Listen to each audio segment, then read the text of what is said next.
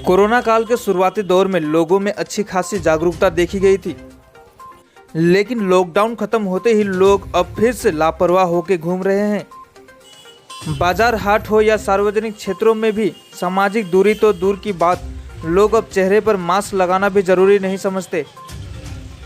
ऐसा ही एक दृश्य अब फालाकटा क्षेत्र में भी देखा गया, जहां लोग बिना मास्क के घूम रहे हैं। हमारे संवाददाता द्वारा पूछे जाने पर अलग अलग बहाने सामने आ रहे हैं। किसी ने कहा कि घर में भूल गए, तो कोई कहता है अपने जेब में रखा है।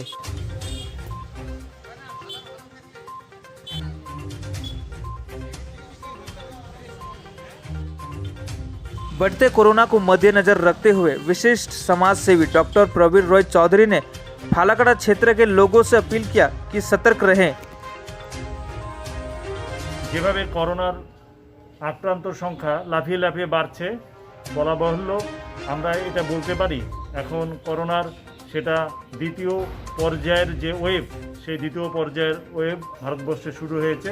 সেখানে দাঁড়িয়ে আমার একজন পরিবেশ আন্দোলনের কর্মী হিসেবে আহ্বান থাকবে, আমাদের এই করোনার জন্য যে সতর্কতা বিধি যেগুলো আছে, যাকে আমরা স্বাস্থ্যবিধি বলি, সেই স্বাস্থ্যবিধি কঠোরভাবে সকলকে মেনে চলা উচিত।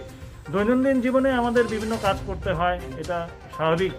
আমাদের বাজারে যেতে হয় বা বিভিন্ন সরকারি কাজে আমাদের ছুটে যেতে হয় বা ব্যক্তিগত জীবনের বিভিন্ন কাজে আমাদের যেতে হয়, বাইরে বেরোতে হয়। তো সেখানে দাঁড়িয়ে এই যে ন্যূনতম যে স্বাস্থ্যবিধিগুলোর মধ্যে আমাদের মাস্ক পরা যেটা প্রাথমিক কাজ, তাছাড়া সামাজিক দূরত্ব বজায় রাখা এবং বারে বারে হাতটাকে ওয়াশ করা বা স্যানিটাইজ করা, এগুলো কিন্তু করতে হবে। না হলে এই সংখ্যা, এই আক্রান্তের সংখ্যা দিন দিন কিন্তু বাড়বে।